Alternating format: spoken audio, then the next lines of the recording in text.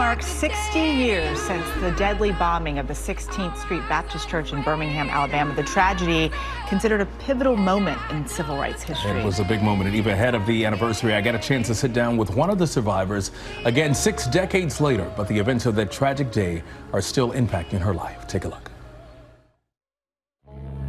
Birmingham, Alabama, 1963. It was a city on edge. Violent, racist attacks had become so widespread that the city earned the nickname Bombingham. And on September 15th, a Sunday morning, members of the KKK planted dynamite at 16th Street Baptist Church. The explosion infamously killed 4 girls inside the church. But what many still don't know is that there was a 5th girl in the very same room who survived. I heard a loud noise, boom. And I didn't know what it was. I just called out, Jesus, Addie, Addie, Addie, but she didn't answer. So I didn't know what had happened until I heard someone say, somebody bombed the 16th Street Church.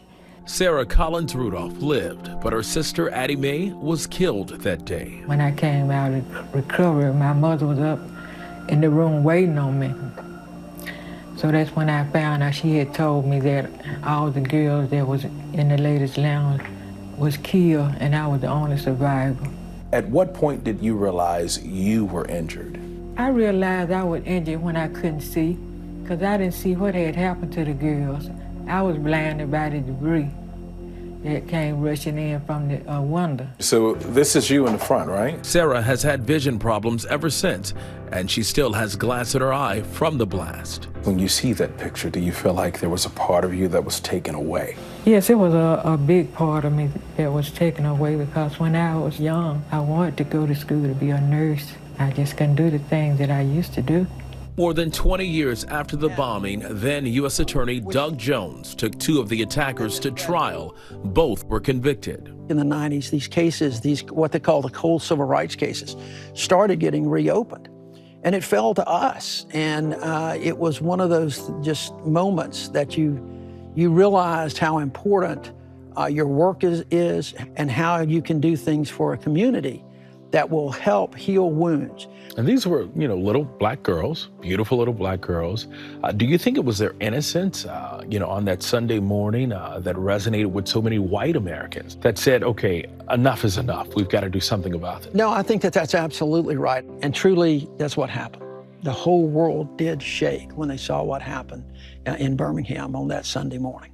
Both Doug Jones and Sarah Collins Rudolph agree the bombing of 16th Street Baptist Church changed the world forever. You know, Dr. King, when he gave the eulogy for these girls, for 3 of the girls at the funeral, he said we should not let their deaths be in vain. And I don't think that they were. Remember that this was September 1963, and it was just several months later that the Civil Rights Act of 1964 was passed. And it was a year after that that the Voting Rights Act of 1965 was passed.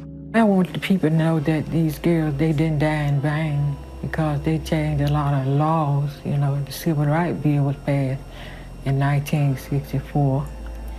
And they say because of what happened here in Birmingham, a lot of things have changed, around the world.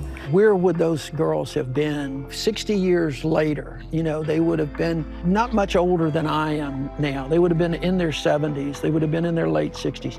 And to see where they might have come and how far this city has come, how far Alabama's come, but also the country.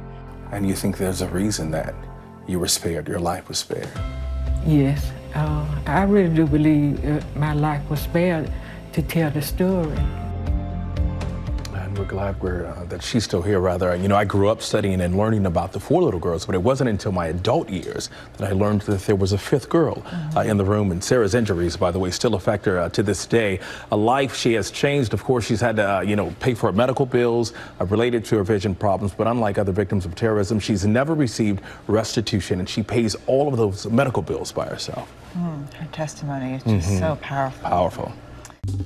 Well, hey there, GMA fans. Robin Roberts here. Thanks for checking out our YouTube channel. Lots of great stuff here. So go on, click the subscribe button right over here to get more of awesome videos and content from GMA every day, anytime.